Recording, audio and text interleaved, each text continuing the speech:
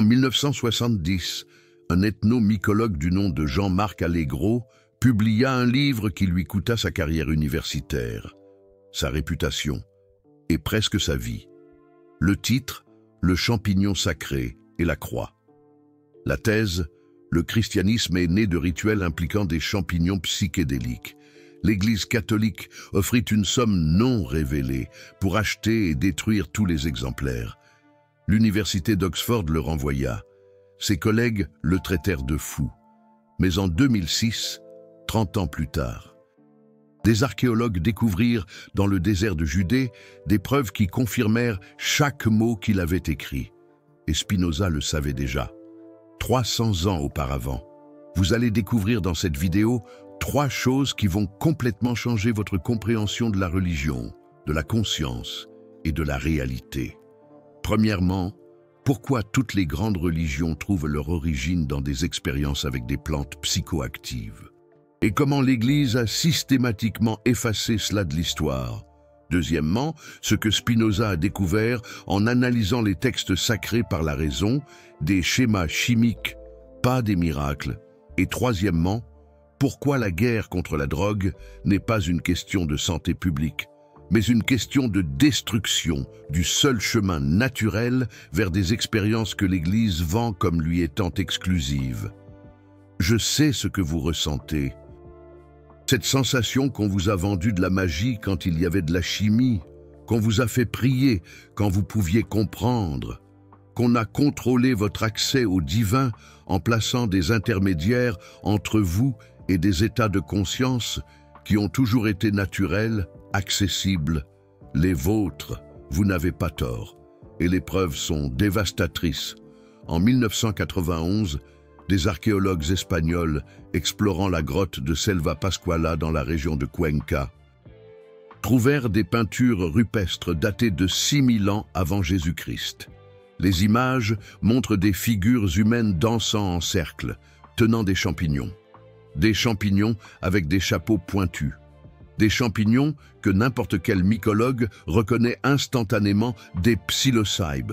Le champignon magique, 6000 ans avant Jésus-Christ. C'est 4000 ans avant Abraham, 6000 ans avant Jésus. Et il y avait déjà des rituels organisés, communautaires, religieux, basés sur des champignons qui altèrent la conscience. Et ce n'était pas seulement en Espagne. En 1968, des archéologues trouvèrent à Tassili, dans le désert du Sahara, des peintures rupestres de 9000 ans.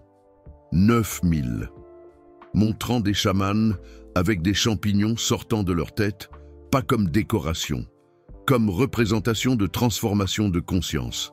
En Sibérie, des peuples indigènes utilisent l'amanite tumouche, le champignon rouge avec des points blancs. Depuis au moins 4000 ans dans des rituels chamaniques, et il y a un détail, ils boivent l'urine de ceux qui ont consommé le champignon. Pourquoi?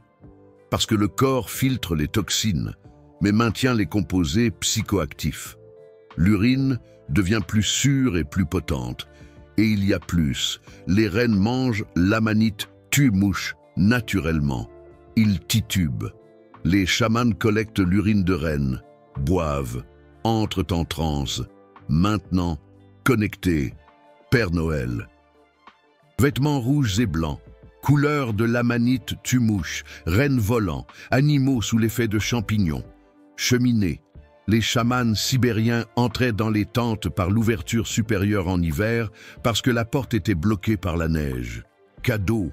Les chamans distribuaient des champignons secs comme des dons sacrés. Le Père Noël est une mémoire culturelle de rituels chamaniques avec des champignons psychédéliques. L'Église a christianisé, commercialisé et effacé l'origine. Mais et la Bible, et Jésus, et les prophètes? Calme, parce que c'est ici que ça devient lourd.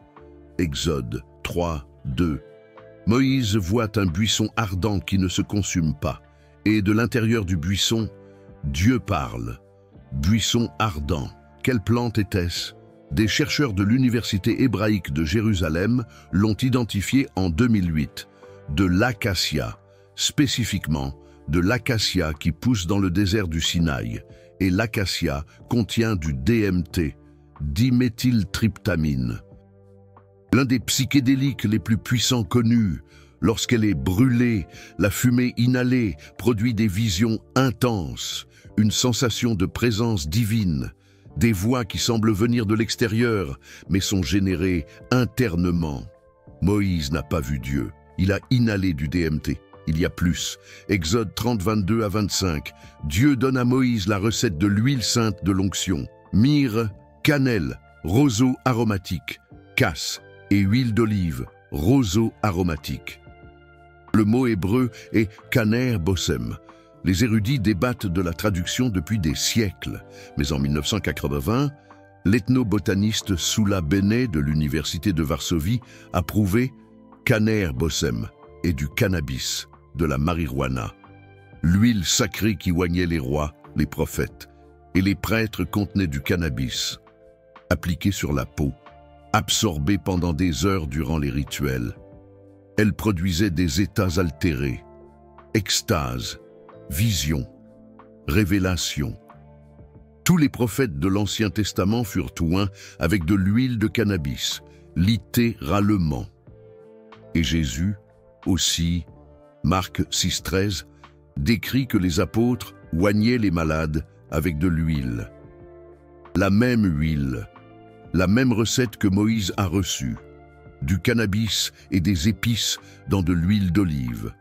Il l'appliquait aux malades, et les malades guérissaient, pas par miracle, par les propriétés médicinales du cannabis, anti-inflammatoire, analgésique, anticonvulsivant.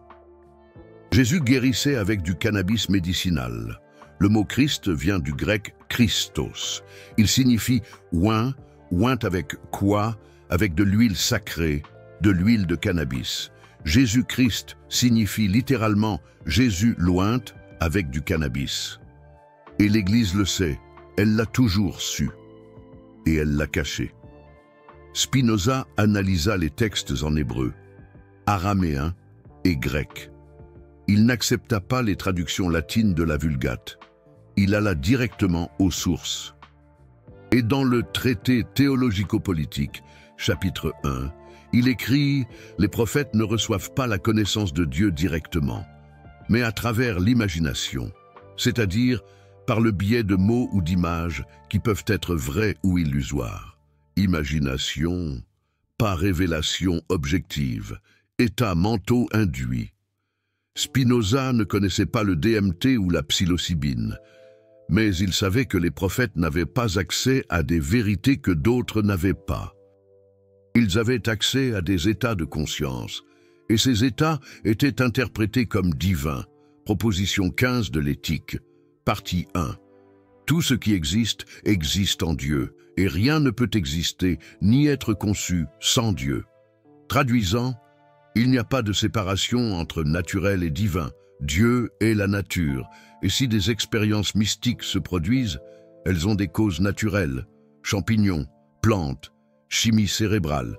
L'Église avait besoin de cacher cela. Parce que si n'importe qui peut avoir une expérience mystique en mangeant un champignon, à quoi bon un prêtre? À quoi bon un sacrement? À quoi bon une hiérarchie? Alors ils ont brûlé, censuré et créé le récit selon lequel seulement à travers l'Église, des sacrements officiels, de la médiation cléricale, vous accédez au divin. Ils ont transformé une expérience naturelle en monopole institutionnel. Et il y a plus, beaucoup plus, en 1998. Des archéologues creusant Tel Arad, un temple judaïque du 8e siècle avant Jésus-Christ dans le sud d'Israël, trouvèrent 2 autels en pierre calcaire. Ils testèrent les résidus organiques. Résultat, du cannabis et de l'encens de Boswelli. Du cannabis brûlé rituellement dans un temple judaïque officiel, 800 ans avant Jésus-Christ. Ils publièrent en 2020 dans le journal Tel Aviv. Titre de l'article « Cannabis et encens dans le sanctuaire d'Arad ». Conclusion, l'utilisation rituelle du cannabis était partie intégrante du culte au temple de Jérusalem. Et regardez ce qui s'est passé. Silence médiatique presque total. Les principaux véhicules religieux ont ignoré. Les rabbins orthodoxes ont nié. L'Église catholique n'a pas commenté. Pourquoi? Parce qu'admettre que les temples officiels utilisaient des plantes psychoactives rituellement détruit le récit selon lequel les drogues sont profanes. Mais, et le Nouveau Testament, et l'Eucharistie, et le vin et le pain, c'est là que se cache le secret le mieux gardé. Jean 6, 53 à 56. Jésus dit: « Si vous ne mangez la chair du Fils de l'homme et ne buvez son sang, vous n'aurez pas la vie en vous. Celui qui mange ma chair et boit mon sang a la vie éternelle. Ma chair est véritable nourriture, et mon sang est véritable boisson. Manger de la chair, boire du sang, vie éternelle, véritable nourriture. » Ce n'est pas une métaphore eucharistique, c'est le langage des cultes à mystère gréco-romains qui utilisaient des antéogènes, des substances qui génèrent l'expérience du divin interne. Et les champignons étaient appelés la chair des dieux. Et il y a plus. Apocalypse 2, 17, Jésus promet: « Au vainqueur je donnerai de la manne cachée. » Manne cachée, quelle manne? Celle qui est tombée du ciel dans le désert pour nourrir les Hébreux. Exode 16 décrit: « Elle était blanche, petite comme une graine de coriandre, avec un goût de gâteau au miel. Elle apparaissait à la surface du sol après la rosée nocturne. » Les érudits débattent depuis des siècles de ce qu'était la manne. Mais en 2001, l'ethno-mycologue Dan Mercure a publié une analyse linguistique et botanique. La manne correspond parfaitement au Psilocybe cubensis, un champignon qui pousse dans le fumier de bétail après les pluies nocturnes dans le désert. Petit, blanc quand il est déshydraté, saveur douceâtre, apparaît le matin. Les Hébreux ont mangé des champignons psychédéliques pendant 40 ans dans le désert, et Jésus promet la manne cachée, la même substance, à ceux qui vaincront. Vaincre quoi? Le récit officiel, la médiation institutionnelle, la peur. Et regardez l'ironie. Apocalypse 22, 1 à 2. Jean décrit la nouvelle Jérusalem. « Je vis un fleuve d'eau de la vie, clair comme du cristal, et qui sort du trône de Dieu. Au milieu de la place et de part et d'autre du fleuve, il y avait l'arbre de vie, qui donne 12 récoltes, une chaque mois. Et les feuilles de l'arbre sont pour la guérison des nations. Arbre de vie, feuilles qui guérissent les nations, 12 récoltes, une par mois, cycle annuel. Ce n'est pas un arbre littéral. C'est une plante entéogénique. Le cannabis pousse en cycle. Les champignons fructifient saisonnièrement. Et les deux ont été utilisés pour la guérison.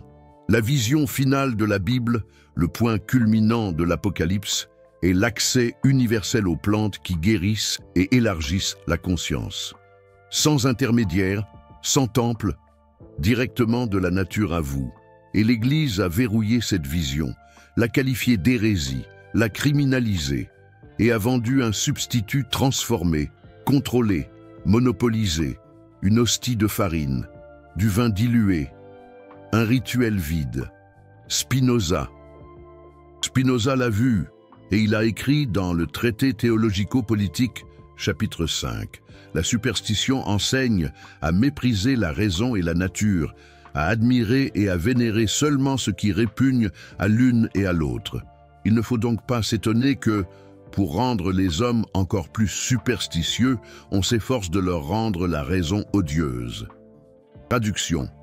On vous a enseigné à mépriser les explications naturelles, à qualifier de profane ce qui est sacré, à craindre les plantes qui vous connectent à des états qu'ils qualifient de divins, mais qu'ils vendent comme exclusifs à eux. Et quand Jean-Marc Allegro a publié cela en 1970, ils l'ont détruit, mais les preuves ont continué à apparaître. Et maintenant, elles sont indéniables. Vous venez de découvrir que les origines de la religion se trouvent dans les plantes psychoactives, que les prophètes, les chamans, les prêtres accédaient à des états altérés par la chimie. Pas par une divinité externe, que l'Église a brûlé ses preuves parce que perdre le monopole du sacré signifie perdre le pouvoir.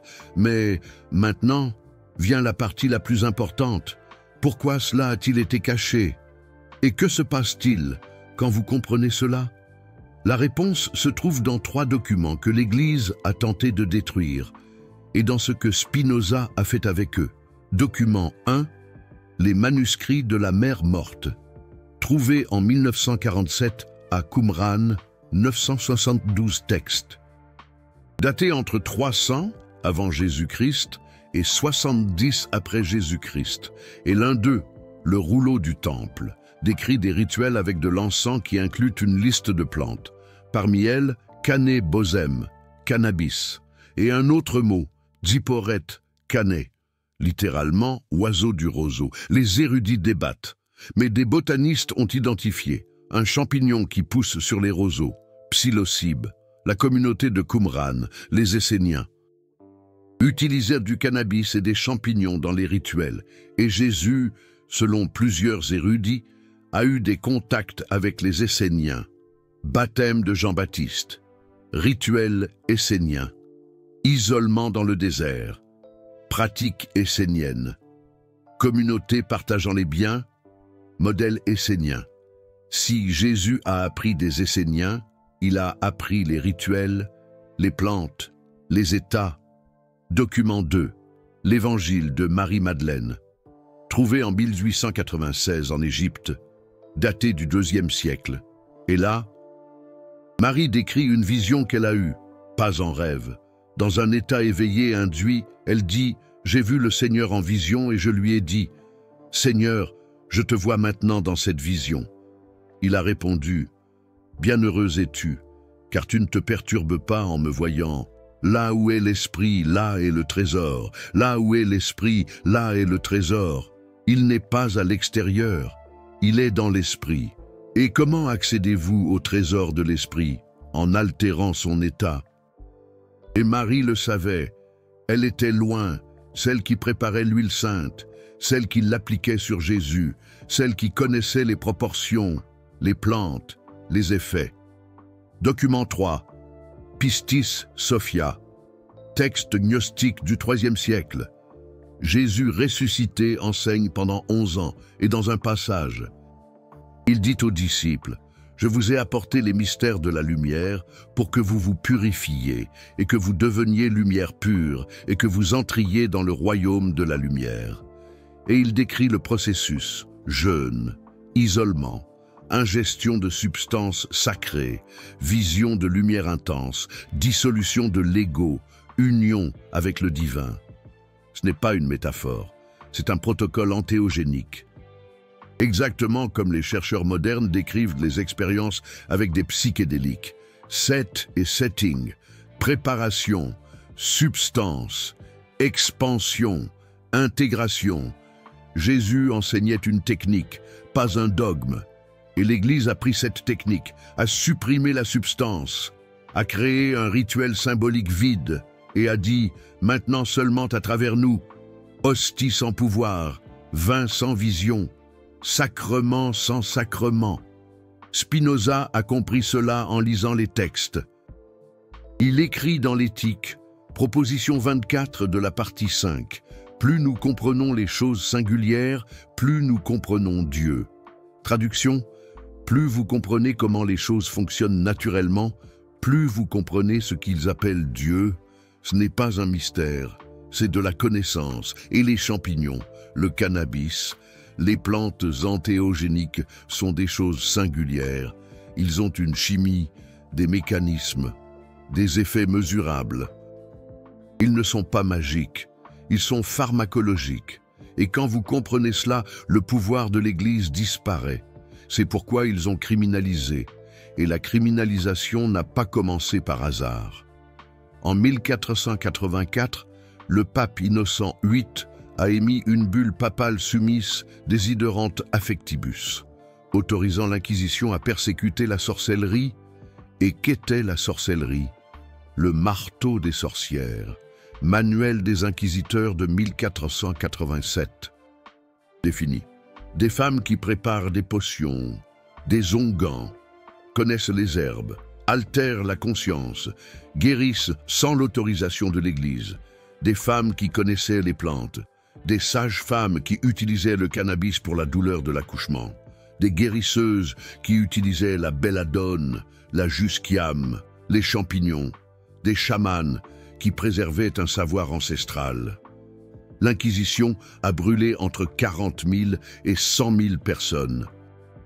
Majoritairement des femmes connaissant les plantes, et avec elles, ils ont brûlé le savoir, les recettes, les pratiques, et en 1600, ils ont brûlé Giordano Bruno, philosophe, hérétique. Son crime, entre autres, il a défendu que l'univers est infini, qu'il existe des mondes infinis, que Dieu et la nature sont la même chose, comme Spinoza. Bruno a été brûlé vif. Spinoza a publié anonymement. Il a appris de l'erreur de Bruno. Et après l'Inquisition, sont venues les lois modernes. 1937, les États-Unis approuvent le Marijuana Tax Act, première loi fédérale criminalisant le cannabis. Pourquoi? Lobby des industries pharmaceutiques, pétrochimiques, du papier. Le cannabis concurrençait les produits synthétiques et il y avait une autre raison. Les immigrants mexicains, les musiciens de jazz noir utilisaient du cannabis. La loi était un outil de contrôle racial et culturel. Harry Anslinger, directeur du Federal Bureau of Narcotics, a déclaré textuellement lors d'audiences au Congrès: « La marijuana fait croire aux Noirs qu'ils sont aussi bons que les Blancs. La marijuana fait croire aux Mexicains qu'ils sont égaux à nous. La marijuana pousse les femmes blanches à rechercher des relations sexuelles avec des Noirs. » La criminalisation du cannabis aux États-Unis était du racisme explicite, documenté, admis. Et en 1971, Richard Nixon a déclaré la guerre contre la drogue. John Ehrlichman, conseiller de Nixon, a avoué en 1994 « Nous savions que nous ne pouvions pas rendre illégal le fait d'être contre la guerre du Vietnam ou d'être noir, mais en associant les hippies à la marijuana et les noirs à l'héroïne et en criminalisant les deux lourdement, nous pouvions détruire ces communautés, nous pouvions arrêter les leaders, envahir les maisons, briser les réunions. Nous savions que nous mentions sur les drogues, mais c'était politique. La guerre contre la drogue, ce n'est pas une question de santé. C'est une question de contrôle, détruire les mouvements de contre-culture, maintenir des monopoles pharmaceutiques, religieux, politiques, et ça marche jusqu'à aujourd'hui. Mais les preuves scientifiques modernes sont en train de briser le récit. Et rapidement, 2006. L'université Johns Hopkins publie une étude sur la psilocybine. Résultat, 67% des participants décrivent l'expérience comme l'une des 5 plus significatives de leur vie, au même niveau que la naissance d'enfants, la mort de parents, le mariage. Expérience mystique induite par un champignon, mesurable, reproductible. Les chercheurs ont utilisé des échelles pour mesurer le mysticisme. La Oud Mysticism Scale, développée en 1975 pour quantifier les expériences spirituelles. Catégories, unité, transcendance du temps et de l'espace, sacralité profonde, ineffabilité, paradoxalité. Les participants sous psilocybine ont obtenu des scores égaux à ceux des saints, des mystiques, des moines en extase, mais sans années de pratique, sans doctrine, sans institution, et il y a plus. Suivi de 14 mois plus tard, les effets sont restés. Augmentation durable de l'ouverture, de la compassion, de la créativité, réduction de l'anxiété, de la dépression, de la peur de la mort, une expérience, un changement permanent. L'Église a promis ça pendant 2000 ans à travers les sacrements et n'a pas tenu sa promesse. La psilocybine le fait en une après-midi, 2011. L'Imperial College London scanne des cerveaux sous l'effet de la psilocybine. Il découvre réduction de l'activité dans le cortex singulaire postérieur et dans le réseau du mode par défaut. Les mêmes zones que les méditants bouddhistes désactivent après des décennies de pratique. Le champignon fait en 2 heures ce que la méditation prend 20 ans. Mais il y a un détail que la recherche a révélé et qui est brutal. Le réseau du mode par défaut est responsable de l'ego, du sentiment de soi séparé du monde, du récit continu de qui vous croyez être. Quand ce réseau se désactive, le soi se dissout et vous expérimentez ce que les mystiques appellent l'union avec Dieu. Les bouddhistes appellent le vide, les hindous appellent Brahman. Spinoza a appelé ça la substance unique. Ce n'est pas une métaphore, c'est de la neurologie. Désactivez le réseau du mode par défaut et vous ressentez l'union avec tout. Parce que temporairement, vous arrêtez de générer l'illusion de la séparation. Et cette illusion, Spinoza le savait déjà, est la source de toute souffrance. Proposition 2 de la partie 4 de l'éthique. Nous souffrons dans la mesure où nous sommes une partie de la nature qui ne peut être conçue par elle-même, sans les autres parties. Traduction. Vous souffrez quand vous vous sentez séparé, quand vous pensez être une île, mais vous êtes une vague, une partie de l'océan, et quand vous voyez ça, la souffrance existentielle prend fin. La psilocybine montre ça, temporairement. La méditation montre ça, graduellement. Les deux sont des chemins, l'Église a bloqué l'un et a diabolisé l'autre, et a vendu un substitut inefficace pendant 2000 ans, 2016. NYU et Johns Hopkins publient des études avec des patients en phase terminale de cancer. La psilocybine réduit l'anxiété existentielle dans 80% des cas. Une dose, un jour. L'effet dure des mois. Les patients disent « J'ai vu que la mort n'est pas la fin. J'ai senti une connexion avec tout. J'ai perdu la peur. » Un des participants. Un professeur de 56 ans atteint d'un cancer du poumon en phase terminale a décrit « Pendant l'expérience, j'ai vu que je ne suis pas seulement ce corps. Je suis une partie de quelque chose de plus grand. Quand ce corps mourra, ce que je suis réellement continue. Pas comme une âme individuelle, mais comme une énergie qui retourne au tout. Et j'ai senti la paix. Pour la première fois depuis le diagnostic, une paix complète. C'est exactement ce que Spinoza a enseigné. Proposition 23 de la partie 5. L'esprit humain ne peut pas être absolument détruit avec le corps, mais de lui reste quelque chose qui est éternel. Pas l'immortalité personnelle, mais la participation éternelle à la substance unique. Vous êtes une vague qui retourne à l'océan, et l'océan a toujours été, sera toujours. Un patient en phase terminale a compris Spinoza grâce à un champignon, sans lire l'éthique, sans étudier la philosophie. Juste en expérimentant directement ce que Spinoza a prouvé géométriquement. Et vous savez quoi d'autre? Les études ont montré zéro addiction, zéro tolérance, zéro mort, zéro dommage physique permanent. La psilocybine est l'une des substances les plus sûres connues. La DL50, la dose létale, est 1000 fois supérieure à la dose active. Vous devriez manger 17 kilos de champignons frais d'un coup pour mourir. Et vous mourriez de rupture d'estomac. Pas d'overdose. Comparaison, la DL50 de l'eau est 90 fois la dose normale. L'eau est 11 fois plus toxique que la psilocybine. La caféine est 100 fois plus toxique. Le paracétamol est 1000 fois plus toxique. Et la psilocybine est classée Schedule 1, catégorie de substances sans valeur médicale, à fort potentiel d'abus, non acceptée pour une utilisation sous supervision médicale, même catégorie que l'héroïne. Tandis que l'oxycodone, un opioïde qui a tué 500 000 Américains depuis 2000, est Schedule 2, accepté médicalement, prescrit largement, vendu légalement. Ce n'est pas une protection de la santé publique, c'est une protection de monopole, pharmaceutique et religieux.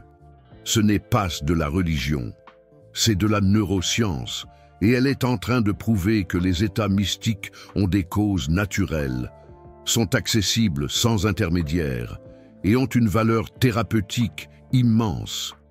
L'Église le sait, et elle est en train de perdre le contrôle. En 2008, La Cour suprême des États-Unis décide González versus o Centro Espírita Beneficente União do Vegetal. L'Église brésilienne qui utilise l'ayahuasca dans ses rituels gagne le droit d'importer la substance sous la protection de la liberté religieuse. L'ayahuasca contient du DMT, diméthyltryptamine, la même substance que l'acacia de Moïse. L'ironie est absolument cruelle. Pour consommer du DMT légalement aux États-Unis, il faut l'appeler un sacrement religieux. Exactement ce que l'Église a fait. Elle a pris une plante sacrée, l'a ritualisée et l'a monopolisée. Maintenant, d'autres religions font de même, et le système juridique ne peut pas le nier sans admettre son hypocrisie. Spinoza en rirait. Il a écrit dans le traité théologico-politique, au chapitre 20. Dans un État libre, il est permis à chacun de penser ce qu'il veut et de dire ce qu'il pense. Liberté de penser, liberté de conscience, liberté de modifier sa propre conscience par les moyens qu'il choisit, mais les États ne sont pas libres et les églises en profitent. Grassement. Et maintenant, relions tout. Spinoza a été excommunié en 1656 à l'âge de 23 ans. Son crime? L'hérésie. Quelle hérésie? Dire que Dieu et la nature sont la même chose, que les miracles n'existent pas, que la Bible a été écrite par des hommes, pas par Dieu, que la raison est supérieure à la foi, que vous n'avez pas besoin d'intermédiaire pour comprendre le divin, exactement ce que les champignons montrent, directement, sans mots, sans philosophie, seulement l'expérience. Spinoza y est parvenu par la raison, la méthode géométrique, définition, axiome, proposition, démonstration. Il a construit un chemin intellectuel vers ce que les chamans accédaient par les plantes. Les deux chemins sont valides, les deux sont censurés. Et il y a un détail brutal. Spinoza est mort à 44 ans de la tuberculose, aggravé par la poussière de verre dans ses poumons. Il polissait des lentilles pour vivre, un travail manuel, dangereux. Pourquoi? Parce qu'il a été banni de la communauté juive. Aucun juif ne pouvait faire affaire avec lui, l'embaucher, l'aider, et la communauté hollandaise le considérait aussi avec méfiance. Un hérétique, dangereux, athée, il a dû se débrouiller seul, en polissant des lentilles. En inhalant du verre, en mourant lentement, et pendant ce temps, il a écrit l'éthique, le traité théologico-politique, le traité politique, des correspondances, des œuvres qui ont changé la philosophie, la science politique, la théologie, l'éthique, des œuvres qui ont libéré la pensée occidentale. Et il a été censuré, brûlé, banni, comme les plantes, comme les chamans, comme tous ceux qui menacent les monopoles. Maintenant, regardez le parallèle. Terence McKenna, ethnobotaniste, chercheur sur les psychédéliques.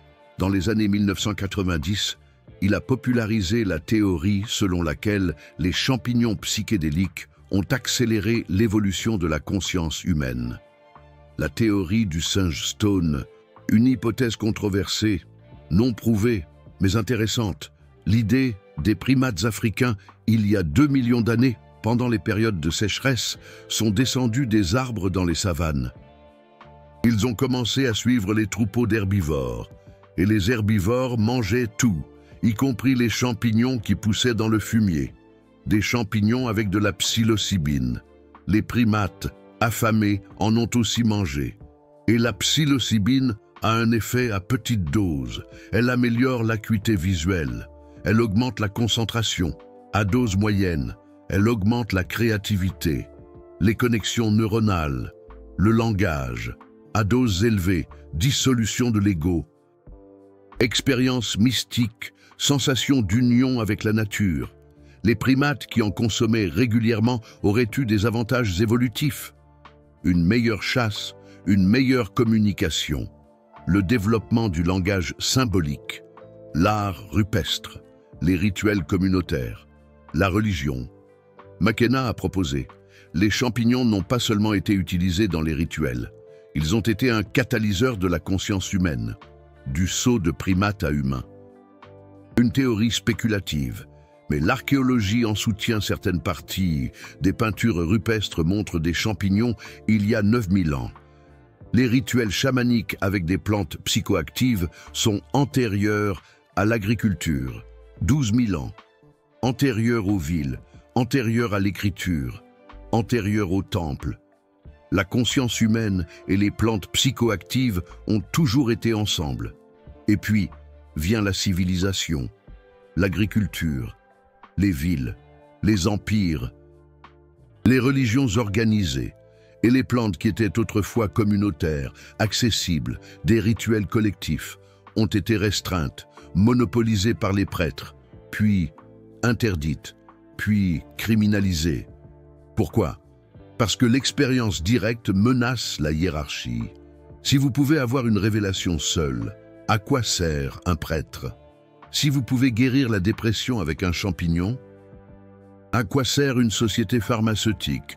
Si vous pouvez dissoudre la peur de la mort en un après-midi, pourquoi une église vendrait-elle le paradis?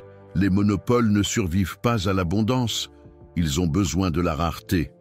Et la criminalisation crée une rareté artificielle. Spinoza l'a vu avec connaissance. La proposition 47 de la partie 2 de l'éthique. L'esprit humain a une connaissance adéquate de l'essence éternelle et infinie de Dieu. Tout le monde l'a. Ce n'est pas exclusif, ce n'est pas vendu, ce n'est pas contrôlé, c'est naturel. Mais les institutions doivent vous convaincre que vous ne l'avez pas, que vous avez besoin d'elles, que sans elles, vous êtes perdu. Même stratégie avec les plantes. Vous avez un accès naturel à des états mystiques, mais ils vous ont convaincu que c'est dangereux, immoral, illégal, et que l'accès légitime se fait uniquement par le biais des institutions, les églises, les thérapeutes agréés, les protocoles coûteux, les retraites exclusives. Ils ont transformé un droit naturel en un privilège vendu. Et Spinoza s'est battu contre cela, avec la raison, avec l'écriture, avec sa vie. Il est mort pauvre, seul, tuberculeux, mais libre, intellectuellement libre. Et cette liberté, disait-il, vaut plus qu'une vie confortable sous contrôle. La proposition 67 de la partie 4. L'homme libre ne pense à rien moins qu'à la mort. Et sa sagesse n'est pas une méditation de la mort, mais de la vie. N'ayez pas peur de la mort. Ne vivez pas pour éviter la mort. Vivez pour comprendre la vie. Et en comprenant la vie, vous comprenez la mort. Et en comprenant les deux, vous vous libérez. Maintenant, voici l'application pratique. Que faites-vous avec cette information?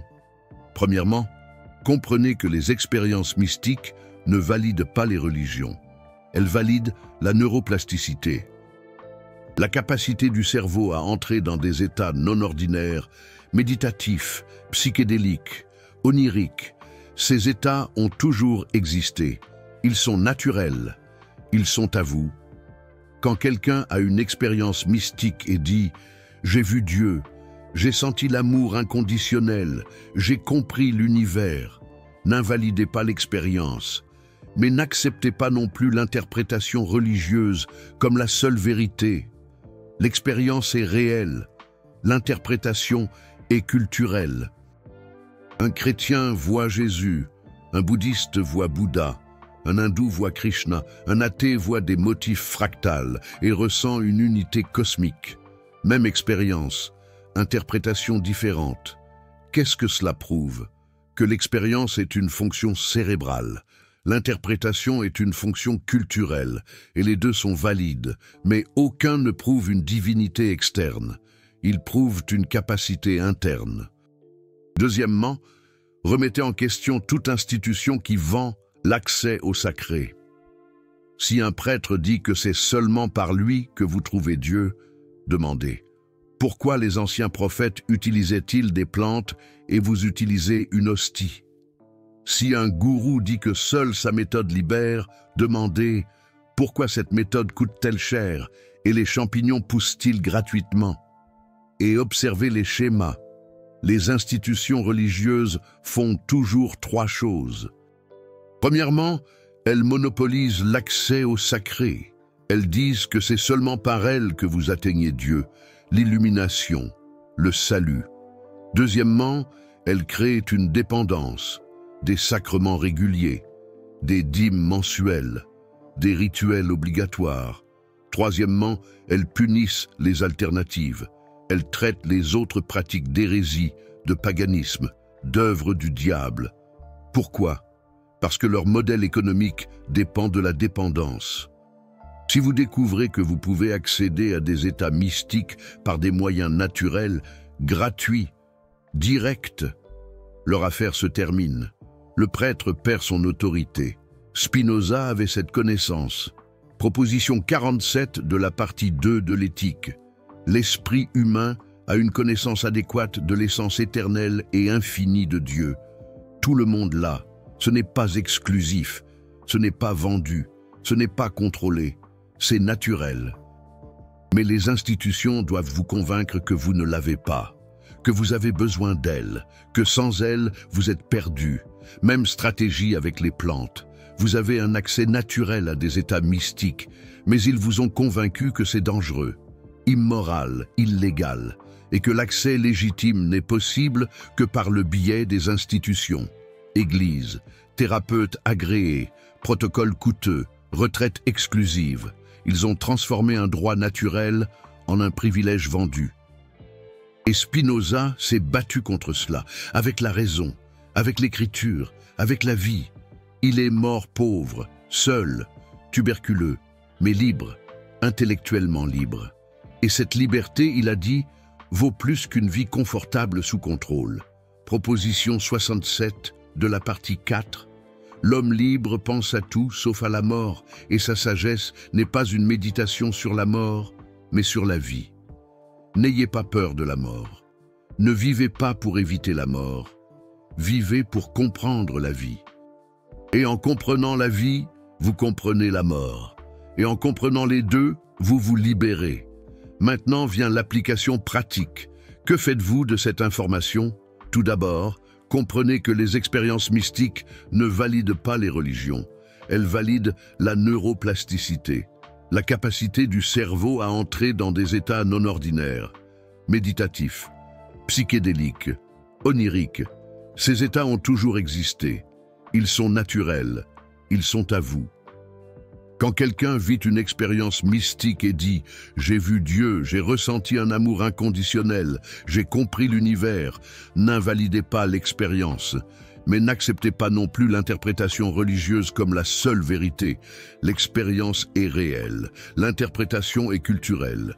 Un chrétien voit Jésus, un bouddhiste voit Bouddha, un hindou voit Krishna, un athée voit des motifs fractales et ressent une unité cosmique. Même expérience. Interprétation différente. Qu'est-ce que cela prouve? Que l'expérience est une fonction cérébrale, l'interprétation est une fonction culturelle, et les deux sont valables, mais aucun ne prouve une divinité externe, il prouve une capacité interne. Deuxièmement, remettez en question toute institution qui vend l'accès au sacré. Si un prêtre dit que ce n'est que par lui que vous pouvez trouver Dieu, demandez « Pourquoi les anciens prophètes utilisaient-ils des plantes et vous utilisez une hostie ?» Si un gourou dit que seule sa méthode libère, demandez « Pourquoi cette méthode coûte-t-elle cher et les champignons poussent-ils gratuitement ?» Et observez les schémas. Les institutions religieuses font toujours trois choses. Premièrement, elles monopolisent l'accès au sacré. Elles disent que ce n'est que par elles que vous atteignez Dieu, l'illumination, le salut. Deuxièmement, elles créent une dépendance, des sacrements réguliers, des dîmes mensuelles, des rituels obligatoires. Troisièmement, elles punissent les alternatives. Elles qualifient les autres pratiques d'hérésie, de paganisme, d'œuvre du diable. Pourquoi? Parce que le modèle commercial dépend de la dépendance.